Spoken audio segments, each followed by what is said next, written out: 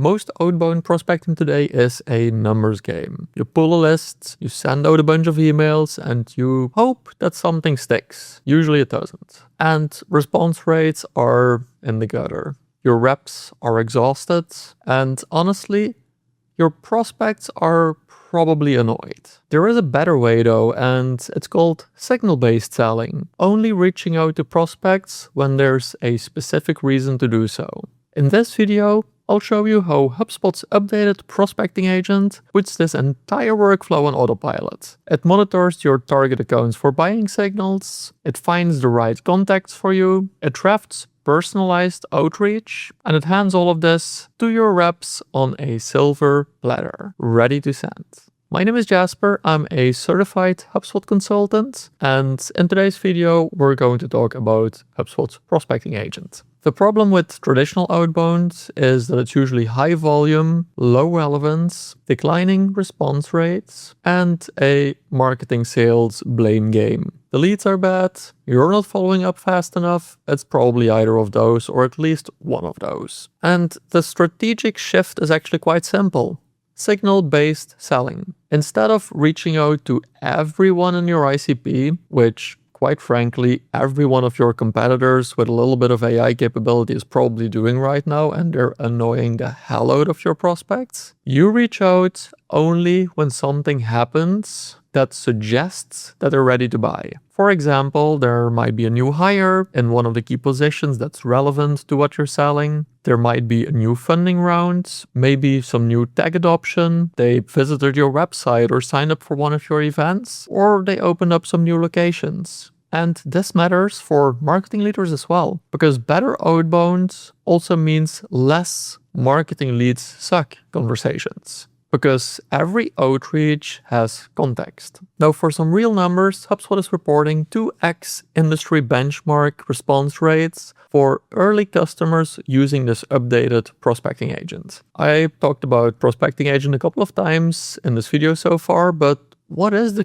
prospecting agent exactly and what does it do? So the main goal for the prospecting agent is that it runs continuously in the background to engage contacts and book meetings on behalf of your sales reps. The full cycle in plain language looks something like this. First, it will monitor your target accounts for any buying signals like job postings, fundings, tech adoptions, and visits to your website. Second, it will surface any accounts that are showing intent and why. Third, it will source the right contacts from your CRM system first, but even if you don't have these contacts within your CRM system, it can use tools like ZoomInfo, Apollo, or Surfy when you're connected to HubSpot and map the full buying committee for you. Fourth, it will draft personalized outreach informed by the signal, the company, and your CRM history. And last but not least, it will hand this off to a sales rep for review, or it can run fully autonomously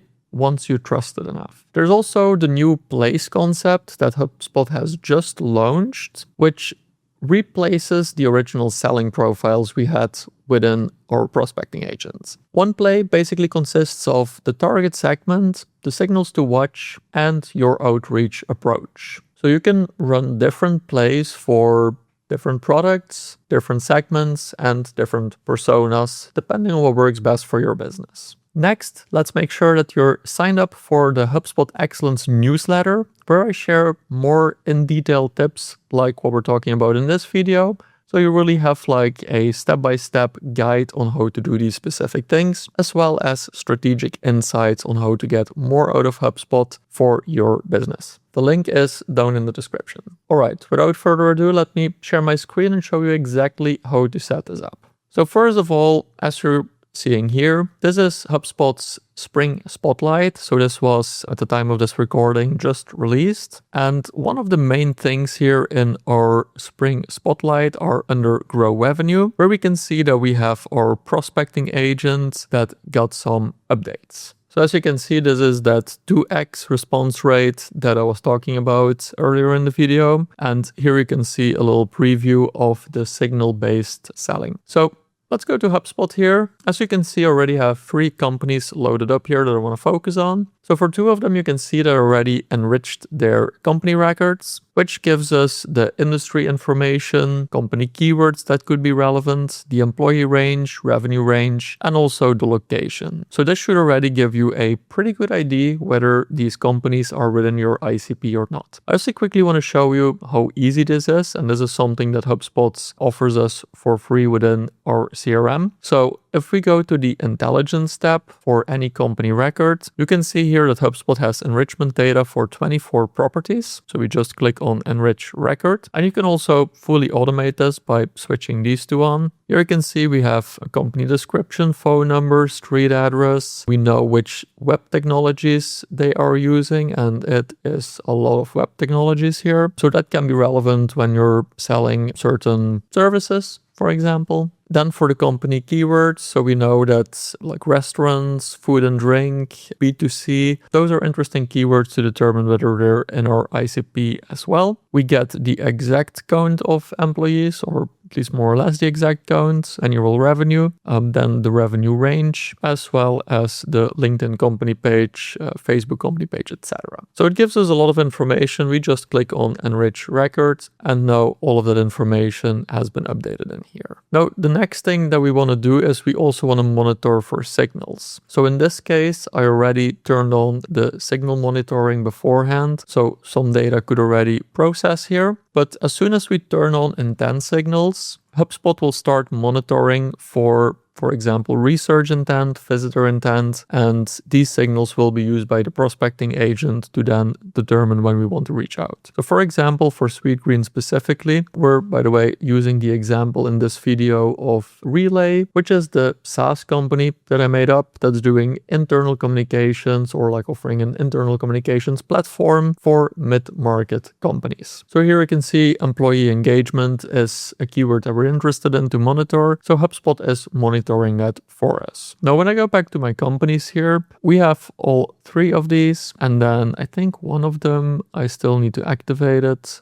So I can show you how easy that is. So here you can see for Calendly, I have not activated the buyer intent just yet. We can already see some information here about employee engagement, employee onboarding. Apparently that's something they're researching at Calendly right now. And we just click here on track signals on this company. It will inform us that this uses 10 credits per usage period, and we can click start tracking. There is always an option to automate these things. So for example, if you want to automatically start signal tracking the moment you mark an account as a target account, you do have the option to do that. For now, we're not going to do that. And we're basically ready for this part. Now we can get to our prospecting agent. So you'll find the prospecting agent under sales and then prospecting agent. And this is what you will see the first time. So for the first 28 days, you will get free access to the prospecting agent. After that, in the spring spotlight here, that's one of the updates. It's going to be just $1 per lead. Let me see where they had it again. So here you can see just $1 per recommended lead.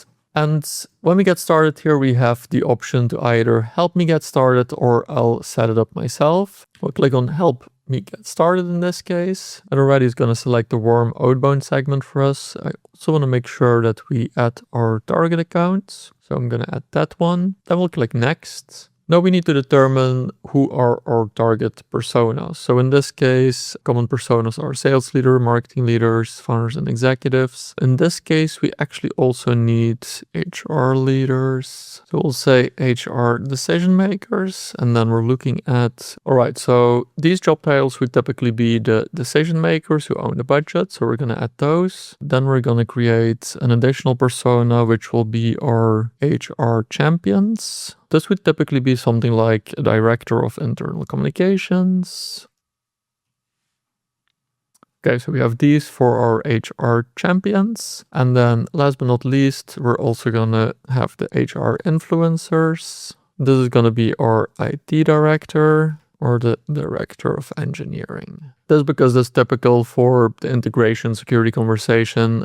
These are going to be influencers in that part. So we'll add those in here. I'm not entirely sure if we would need the influencers for our prospecting necessarily, but I'm going to leave them in here anyway. So we're going to click next. Then we have the option to add a third-party data source. We'll just do skip for now. Then we need to confirm our company website. So this is what the agent will use as context. In this case, it's a little bit more difficult. I'll just use my regular website and we'll see what happens there. It's not going to be selling the internal communications SaaS product, of course, but we'll give it a try anyway. Then we can choose how we want to engage with contacts. Do we want to send personalized multi-channel outreach or personalized emails that adapt based on actions, engagement, and signals? We'll just do the sequence for now. Then we click on Preview Play, and now we're going to see what HubSpot comes up with for us. So here we can now see the signals that it will look at. So we have things like job started, geo expansion, research, product launch, executive hiring, physical expansion. So some of the things that we talked about before. We have our target personas here, the daily new contact suggestions limit. So we limit this to 15 here in this case. And then on the right hand side, we can already see a preview. So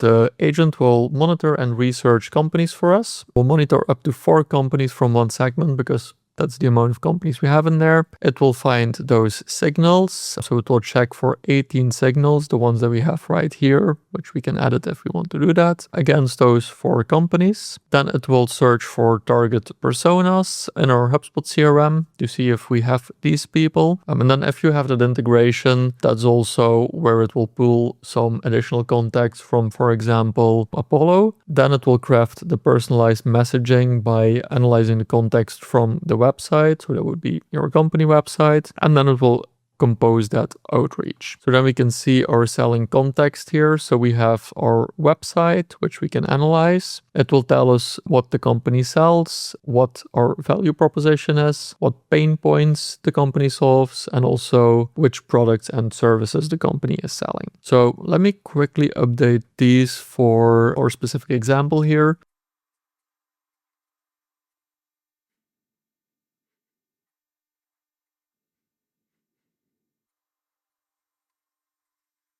Okay, so we added the information for our example company relay. So this is the context that we need here. Then we're going to go to outreach. So this is where we set the method, which in this case we went for sequence. We're going to go with 3 steps in total, 5 days to complete. And as you can see, it's going to do all of that in an automated way for us. Then we also have the option to add in some guardrails here. So we can send this from the contact owner, or we can choose a different owner property if we do have those. Then we also have a fallback sender for in case the owner doesn't have a connected inbox. We also have the option to send it out from the company owner as well as from a single user. We can choose the tone in which we want to send it out. So we have either a preset tone, or we can use our brand voice if you have set that up. If you haven't set that up yet, I have a pretty good video about that right here. And then we can also choose when we want to send out, or like in what window we want to send out these emails. Then last but not least, we can choose the automation. So this is where we choose if we want to review those emails or if we want to send the emails without review. And then we can just click review and start free access. So we have this, we click on publish, and now our first play has been created.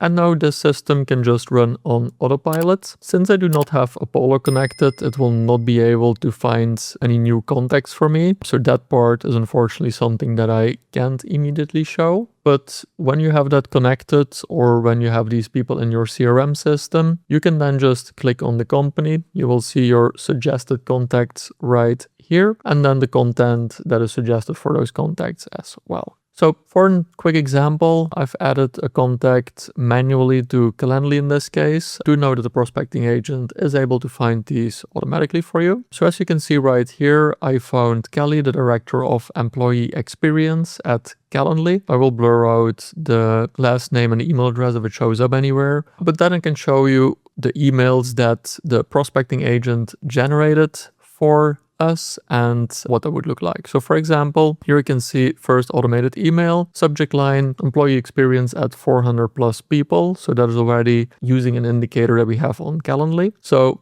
this might be relevant to Calendly's employee experience team. Curious for your take. Not sure if this is on your radar, but as companies grow past 400 employees, especially with remote and hybrid setups, keeping everyone aligned on company updates tends to get harder. How are you handling internal communications across different work environments right now? We help mid-market people teams centralize employee communications in one place, so critical updates don't get buried in Slack noise or email inboxes. Worth a quick conversation, or is this not a priority right now? And then we get some follow-up emails here as well. All of them are customized and personalized specifically for this contact. I do want to mention with these signals, you're going to get the best results if you're also able to get some first-party signals. What I mean with that is signals where one of the employees, one of the target personas at your target accounts actually interacts with your company. So might be that you've spoken to them at a trade fair. It might be that they joined one of the webinars that you promoted on LinkedIn. It might be an actual LinkedIn interaction, a comment on LinkedIn, a conversation you had on LinkedIn. All of these will significantly improve your outreach. And then you can still save a lot of time on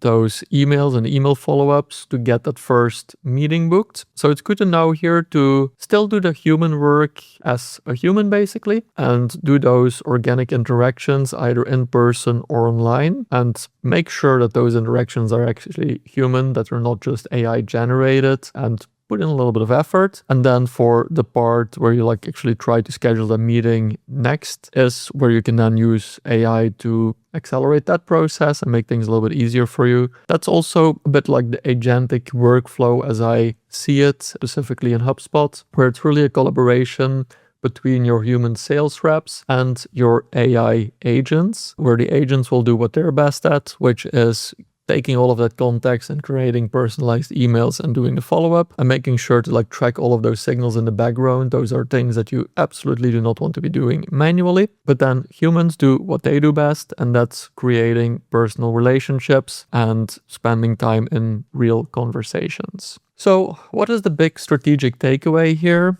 It's that we're not going to add more SDRs, but we're putting SDR workflows on autopilot so that our SDRs can spend time on the human work, meaning they have qualified conversations and they're building relationships. As I said, as of April 14th, the pricing for the prospecting agents is $1 per lead recommended for outreach, and you only pay when the agent actually surfaces a qualified contact. You're not paying for the monitoring anymore. You also have the 28-day free trial if you haven't used the prospecting agent yet. And just one honest caveat, it isn't a fire and forget kind of approach. The play setup, the ICP definition, the early review phase, all of those things really matter. Garbage in, garbage out. So to wrap it up, signal-based selling isn't really a future trend. It's how the best sales teams are already operating. So if you're not doing this yet, at least try to explore this approach, see how it works for your business, and really focus on those quality signals. If you like this video, you're definitely going to like this video right here, which is how you can automate the handoff from marketing to sales, which is also perfectly where you can use our prospecting agent. My name is Jasper. I'm a certified HubSpot consultant. I'll see you in the next one. Bye.